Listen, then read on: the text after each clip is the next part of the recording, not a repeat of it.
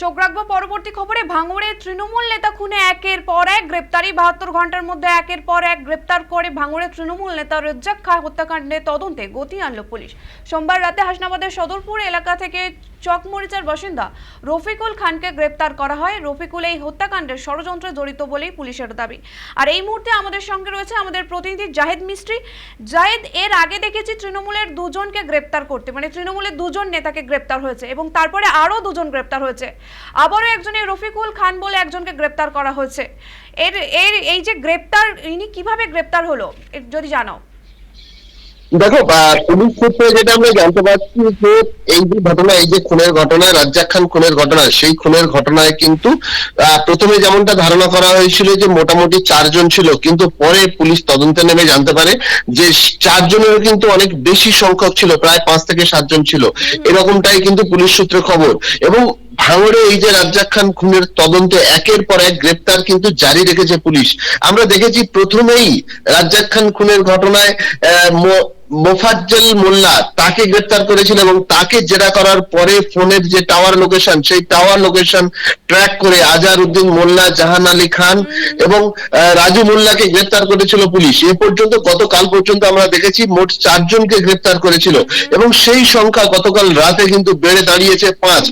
গতকাল আমরা দেখেছি যে এই যে 4 জন, তাদেরকে কিন্তু প্রথমে একজনকে এবং পরে গতকাল 3 জনকে বারুইপুর মহকুমা আদালতে পেশ করে এবং তাদেরকে জিজ্ঞাসাবাদের জন্য 14 দিনের জন্য পুলিশি হেফাজতে নেওয়ার আবেদন করে পুলিশ, কিন্তু সেই আবেদন নাকচ করে দিয়ে 8 দিনের জন্য পুলিশ হেফাজতের নির্দেশ দিয়েছিল মহামান্য আদালত।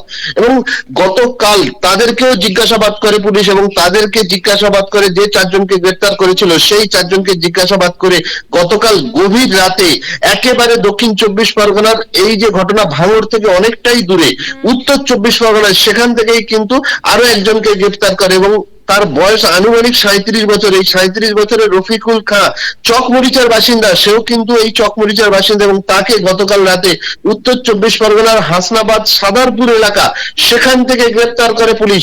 এবং পুলিশ যেটা আমরা সূত্র মারফত জানতে পারছি যে তাকেও কিন্তু এই একই রকম ভাবে যে মোবাইলে যে কথাবার্তা তারা বলেছিল, যে জায়গায় খুন হয়েছিল রাজ্জাক খাঁ, সেখানে যে সমস্ত মোবাইল টাওয়ার লোকেট হয়েছিল, মোবাইল নাম্বার সেখানে পুলিশ ট্র্যাক করতে পেরেছিল, সেই সমস্ত মোবাইল নাম্বারের সূত্র ধরেই কিন্তু বেশিরভাগটাই গ্রেপ্তার বলেই কিন্তু আমরা সূত্র মারফত জানতে পারছি।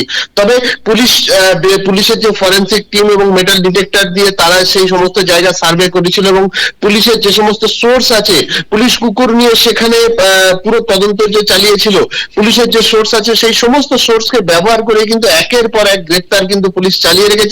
একেবারে বলা যায় যে পুলিশের বড়সড় সাফল্য কিন্তু এ পর্যায়ে দেখতে পাচ্ছি যে রাজ্জাক খান খুনের ঘটনায় এ পর্যন্ত মোট বেড়ে দাঁড়ালো 5। আজকে এই যে রফিকুল খাঁ, তাকে আজ বারুইপুর মহকুমা আদালতে তোলা হবে এবং তাকেও কিন্তু 14 দিনের জন্য পুলিশি হেফাজতে নেওয়া হবে বলেই কিন্তু পুলিশ সূত্রে খবর। এবং এই ঘটনায় তাদের বিরুদ্ধে কিন্তু 103 বিএনএস ধারা এবং 2527 যে অস্ত্র মামলা, সেই অস্ত্র মামলায় মামলা রুজু করেছে পুলিশ। এবং পুলিশ কিন্তু এখনো পর্যন্ত তদন্ত থামায়নি, পুলিশ তদন্ত চালিয়ে যাচ্ছে এবং এর পেছনে আর যে বা যারা যুক্ত আছে তাদের সকলকেই গ্রেপ্তার করা হবে বলেই কিন্তু পুলিশ সূত্রে খবর। জাহেদ, এই যে রফিকুল খান, এনার কি কোনো রাজনৈতিক পরিচয় আছে? দেখো, একের পর এক এই পর্যন্ত যারা যে 4 জন গ্রেপ্তার হয়েছে তারা কিন্তু সকলেই তৃণমূল কর্মী বলেই কিন্তু আমরা জানতে পেরেছি। এবং এই রফিকুল খাঁ, সেই রফিকুল খাঁ সম্বন্ধে সবাই গতকাল রাতে গ্রেপ্তার হয়েছে। এখনো পর্যন্ত কিন্তু রাজনৈতিক কোন দলের সাথে জড়িত সেটা এখনো পর্যন্ত সামনে আসেনি, তবে পুলিশ তদন্ত করছে এবং আমরাও জানার চেষ্টা করছি তার পরিবারের সাথে কথা বলে যে সে কোন রাজনৈতিক দল করে এবং কোন রাজনীতির সাথে জড়িত ছিল। তবে বেশিরভাগটাই কিন্তু তৃণমূলেরই সমস্ত কর্মী বলেই কিন্তু সূত্র মারফত আমরা জানতে পারছি। ধন্যবাদ জাহেদ। যেমনটা জানালো আমাদের প্রতিনিধি যে এই নিয়ে মোট গ্রেপ্তারের সংখ্যা দাঁড়ালো 5। এই ঘটনার নেপথ্যে রাজনৈতিক প্রতিহিংসার অভিযোগ তুলে প্রথম থেকেই যেভাবে আইএসএফ এর বিরুদ্ধে আঙুল তুলেছিল ক্যানিং পূর্বে তৃণমূল বিধায়ক শওকত মোল্লা, রবিবার গ্রেপ্তার হওয়া মোফাজ্জল মোল্লা সম্পর্কে তার অভিযোগ সে আইএসএফ এর হয়েই নাকি খুনে মদত দিয়েছিল, এমনটাও তিনি তাদের বিরুদ্ধে জানাচ্ছিল আইএসএফ এর বিরুদ্ধে, যদিও মোফাজ্জল নিজেও তৃণমূল নেতা করে এমনটাই জানা গিয়েছে। এবং আজকে যে রফিকুল খান, যাকে হাসনাবাদ থেকে গ্রেপ্তার করা হয়েছে, তিনিও তৃণমূল নেতা বলে জানা যাচ্ছে।